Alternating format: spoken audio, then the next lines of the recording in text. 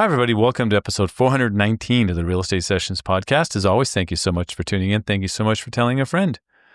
Today, there's no cold open. There's no guest from the real estate industry. Instead, I want to talk about John Bjorlie and his Die Happy tour.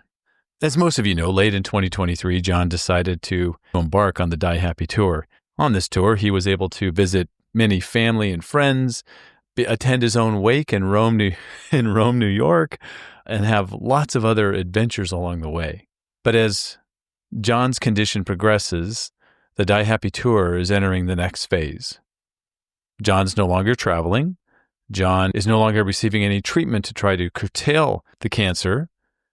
Instead, John is under hospice care, where their primary concern is keeping John comfortable as the inevitable draws closer.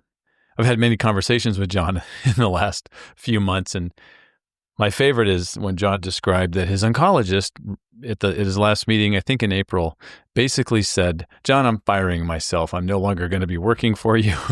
There's nothing else I can do. Instead, the hospice team is going to take over." This is the same oncologist that John had worked with since 2020 when he first discovered the cancer.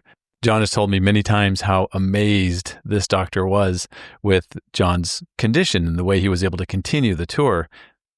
In fact, telling John, keep booking travel because it's really working for you.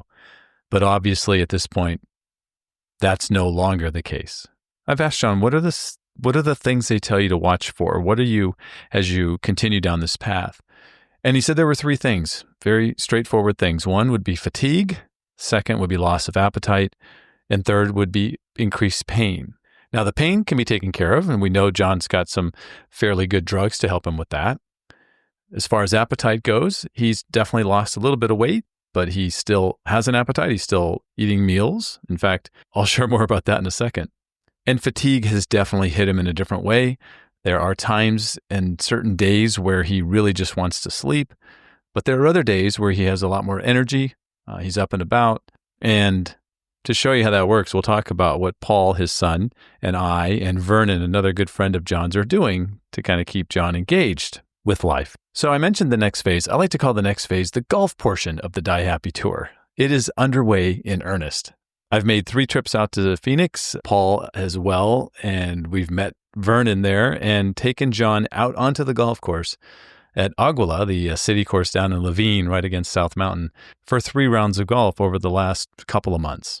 John and I had the promise to take care of each other this way for a long time, that whatever happened, one of us would always take the other one out on the golf course, even if it meant getting a wheelchair and doing whatever we had to do to get them into the golf cart so they could have another spin around the golf course. On the last trip out in early May, John's friend Susan joined us for dinner. I was craving West Coast Mexican food, so we hit up a restaurant called Valle Luna in North Phoenix with Paul, myself, Susan, and John. And we had a blast, a great time. We were probably a little bit too loud, but we had a lot of fun.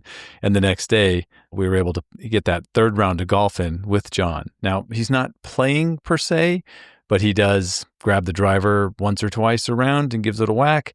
And generally, on every putting green, this is John's favorite thing to do.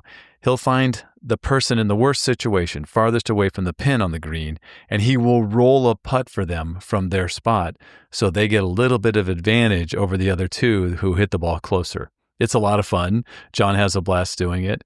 And, you could just see him light up as we get out on the golf course because it's really one of his happy places. And it's, as most of you know, John and I walked the fairways of Phoenix for 17 years and just can't think of a better way to have fun with John and take care of John.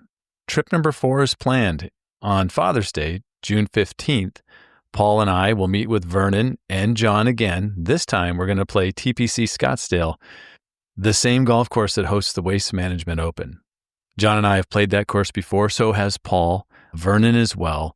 But we all can't wait to get back out there, get on that course, get on the back 9, see what we could do on 16 and 17 and even 15, the par 5. We're going to have a blast. I just talked to John earlier today. He was super excited about that. So with that, I promise on the next update with John, we will go over in detail how that round went out in Scottsdale. Paul's always desperately trying to beat me, and I'm returning the favor by desperately trying to beat Paul. and John's there busting the chops of both Paul and I as we go along. You don't want to make a mistake in front of John because his wicked sense of humor has not gone anywhere. In fact, it's maybe even better than ever. So thanks for listening. Thanks for tuning in. And feel free to share this with anyone else who needs to hear what's happening with John and his Die Happy tour. It continues on, just in a slightly different way. Thanks for listening.